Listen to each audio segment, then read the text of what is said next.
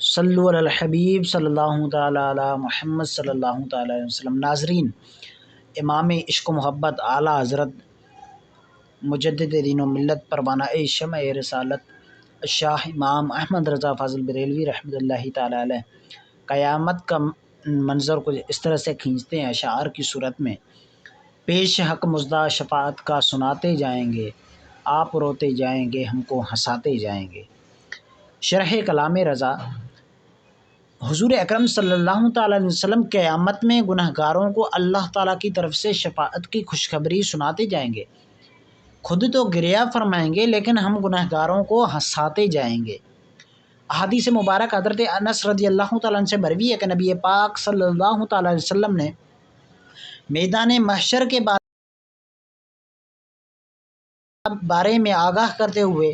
فرمایا، جب لوگ قبور سے نکلیں گے تو میں ان میں اول ہوں گا، جب اللہ کے حضور جائیں گے تو میں ان کی قیادت کر رہا ہوں گا، جب وہ خاموش ہوں گے تو میں ان کی نمائندگی کروں گا، اور جب وہ نا امید ہوں گے تو میں شفاعت کروں گا، اور جب وہ پریشان حال ہوں گے تو میں انہیں خوش کروں گا۔ کرم کا جھنڈا میرے ہاتھ میں ہوگا، اولاد آدم میں سے میرا مقام اللہ کے ہاں سب سے بلند ہوگا۔ اس سے پہلے کہ میں روایت بیان کروں کہ نبی پاک صلی اللہ تعالیٰ علیہ وسلم کی بارگاہ اقدس وہ بارگاہ ہے کہ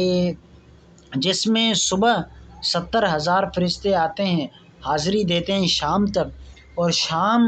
میں پھر دوبارہ سے 70,000 فرشتے آتے ہیں جو پوری رات بارگاہ رسالت میں حاضری دیتے ہیں۔ اور جو ایک بار آتے ہیں نا 70,000 فرشتے، یہ زندگی میں ایک ہی بار آتے ہیں، دوبارہ ان کو آنے کی اجازت نہیں ہوتی، کیونکہ فرشتے زیادہ ہیں جس کی وجہ سے دوسروں کے لیے آنے میں جو نا دوسروں کی حاضری نہ ہو سکے گی۔ اس وجہ سے اعلیٰ حضرت نے اس کے بارے میں کچھ اشعار بھی لکھے ہیں، وہ بھی میں آگے آپ کے سامنے پیش کروں گا۔ اس سے پہلے کہ روایت بیان کروں، حضرت کعب رضی اللہ تعالیٰ عنہ سے مروی ہے کہ ہر روز بارگاہ نبوت میں 70,000 صبح اور 70,000 شام فرشتے حاضر ہو کر اپنے پروں کو قبر انور کے ساتھ لگا کر برکت حاصل کرتے ہیں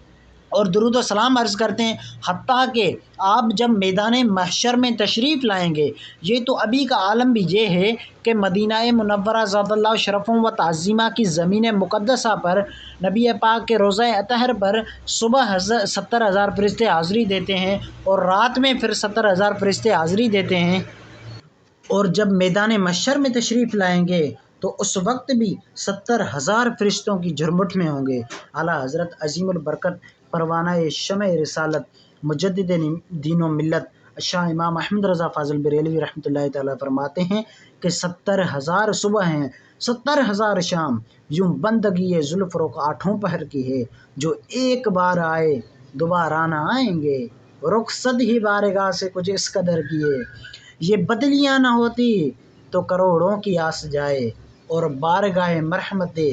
عام ترکی ہے، معصوموں کو ہے عمر میں صرف ایک بار بار، آسی پڑے رہیں تو صلاح عمر بھر کیے۔ گویا کہ فرما رہے ہیں کہ 70,000 صبح آتے ہیں، 70,000 شام، یوں بندگی زلف رخ آٹھوں پہر کی ہے کہ جو ایک بار آئے دوبارہ نہ آئیں گے، رخصت ہی بارگاہ سے کچھ اس قدر کیے کہ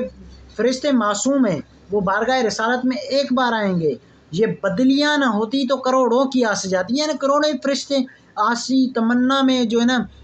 ہوتے کہ کب ہماری حاضری ہوگی، یہ بدلیاں نہ ہوتی تو کروڑوں کی آس جائے، اور بارگاہ مرحمت عام ترکی ہے۔